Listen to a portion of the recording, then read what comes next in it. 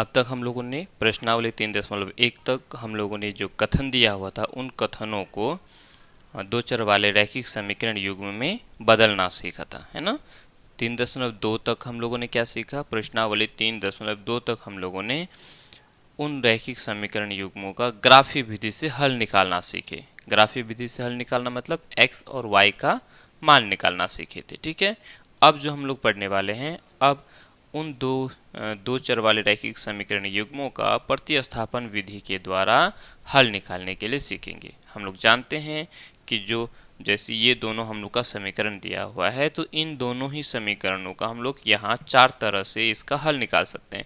एक तो ग्राफी विधि से हल निकाल सकते हैं, दूसरा इसको प्रतिस्थापन विधि से जो अभी हम लोग सीखने वाले हैं, फिर उसके बाद विलोपन विधि से इसका हल निकाल सकते हैं, और एक विधि है वो क्या है? वज्र गुणन विधि। इन चारों विधि से हम लोग दिए हुए समीकरण युग्मों का हल निकाल सकते हैं यदि उनका हल निकले, ठीक है। कोई दिक्कत? तो चलो इसे हम क्या करेंगे? प्रतिस्थापन विधि से हल करेंगे।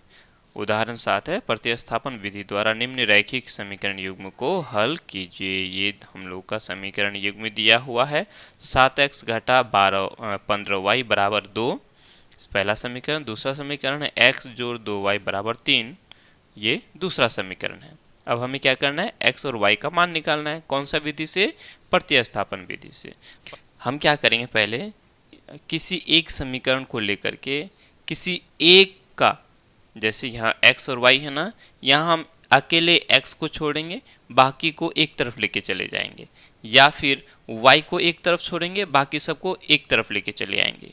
यानी पहले x बराबर निकालना है, फिर उसके बाद y बराबर, या तो फिर x बराबर ले लो या फिर y के बराबर कुछ और ले लो। नहीं समझ में आया? ध्यान से देखो, x बराबर के एक तरफ हमें x को छोड़ना है, बाकी सबको एक तरफ लेके आ जाना है, ठीक है। तो वो हो जाएगा, x का मान निकल जाएगा। उस x का मान को चलो देखो बनाते चलते हैं, समझ में आ जाएगा, ठीक है। चलो सबसे पहले लिखेंगे हल, तो लिखना ही है हल। जो समीकरण दिया हुआ है उनको लिख लेंगे, ठीक है। दत्त समीकरण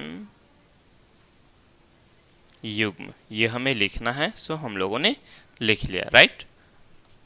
दोनों समीकरणों को लिख लेते हैं।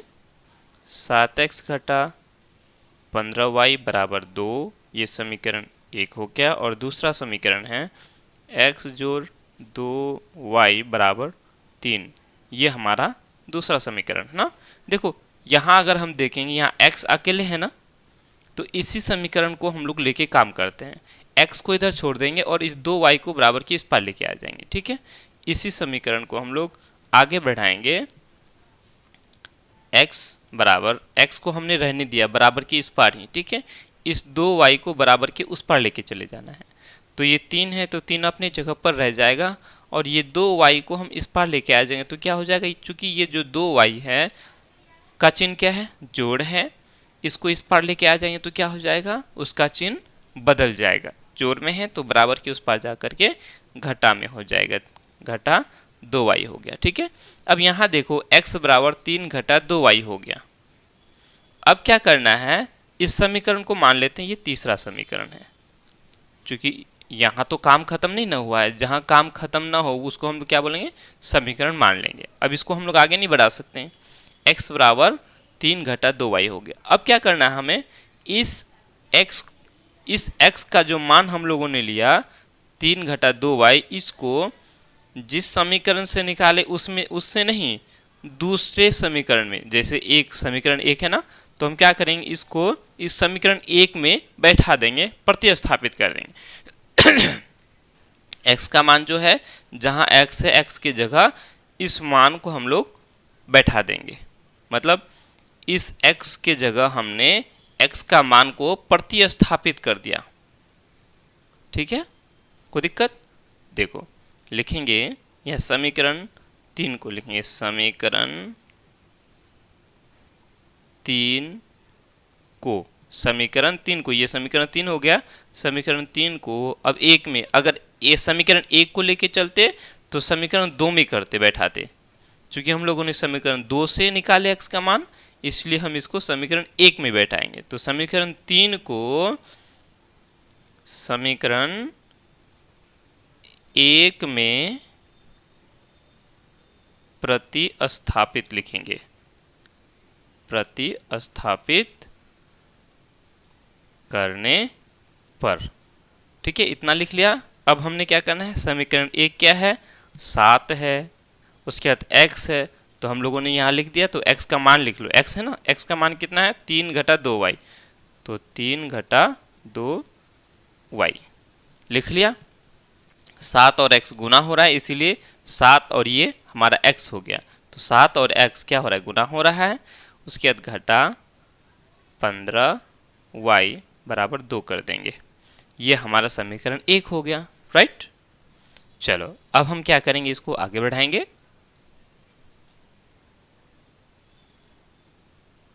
7 गुना 3 करेंगे तो 7 या 21 हो जाएगा। उसके बाद 7 गुना 2y करेंगे तो 7 दूनी 14y। उसके बाद ये घटा 15y बराबर 2 हो गया। कोई दिक्कत? अब हमने क्या करना है, एक जैसे को एक तरफ कर देना है। ये 21 और ये 2 अचर संख्या है, तो अचर संख्या को एक तरफ कर देंगे और चर वाले को एक तरफ कर देंगे। ये 14y और ये 15y है ना। y को इधर छोड़, तो 14y और 15y, देखो ये भी घटा में और ये भी घटा में, दोनों घटा में है, तो दोनों को क्या कर देंगे, जोड़ देंगे ना। यहाँ 14 ठो है, यहाँ 15 ठो है, 14 और 15 कितना हो गया, 29 हो गया ना। तो लिखेंगे घटा, लिखेंगे घटा 29y, इसको इस पार लेके चले आएंगे 2। और चूंकि देखो ये जो 21 है क्या है, जोड़ में है, बराबर के उस पार अगर चले जाएगा तो क्या हो जाएगा, घटा में हो जाएगा, है ना। तो ये हो जाएगा हम लोग का घटा 21। कोई दिक्कत? मेरे ख्याल से कोई दिक्कत नहीं होना चाहिए, है ना। अब हमने क्या करना है, घटा दो, या देखो y को अकेले छोड़ दो, y को हमें क्या करना है, अकेले छोड़ देना है। अब देखो यहाँ घटा दो, 21 में से 2 चला गया, 19 बचा। चूंकि 21 से घटा, 21 का चिन्ह घटा है तो यहाँ घटा लिखे, ठीक है। उसके बाद ये जो घटा 29 है ना, बराबर की इस पार लेके आ जाओ। y को अकेले छोड़ दो, y का मान निकालना है और x का मान निकालना है, तो हम लोग यहाँ से y का मान निकाल लेते हैं। तो क्या हो जाएगा, ये घटा 29 हो जाएगा ना। चूंकि ये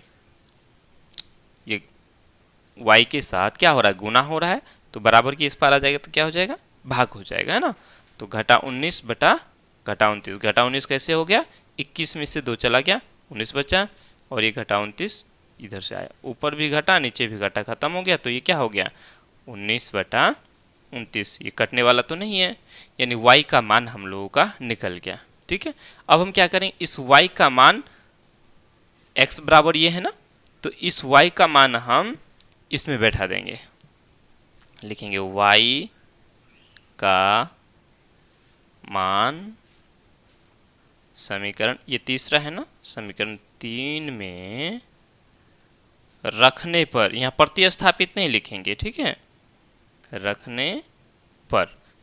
अब यहाँ चूंकि y का मान निकल गया ना, डायरेक्ट सीधा सीधी मान, यहाँ हम लोग का x का मान नहीं निकला है, निकला है नहीं निकला है।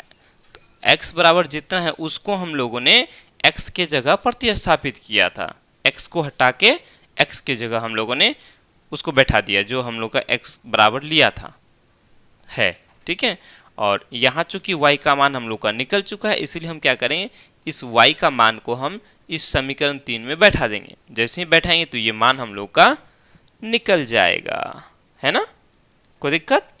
चलो x बराबर कितना है, x बराबर है 3 घटा 2y, y की जगह y का मान डालो, y मेरा कितना है 19 बटा 29, यही है ना। चलो आगे बढ़ाएंगे 3, अब ये घटा है, घटा 19 दूना 38 हो जाएगा बटा 29 हो जाएगा, है ना।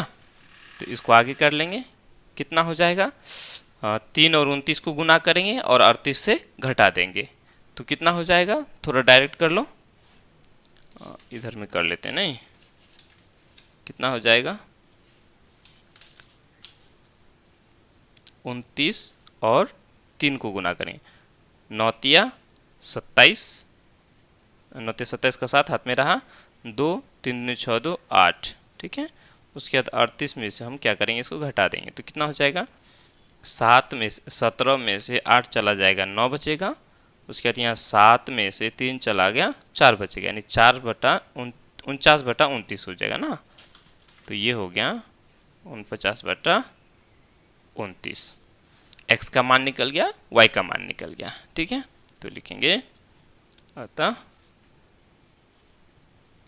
x बराबर 49/29 और y बराबर हो गया 19/29। क्लियर? मेरे ख्याल से समझ में आ गया होगा, है ना। तो ये हम लोग का रहा प्रतिस्थापन विधि।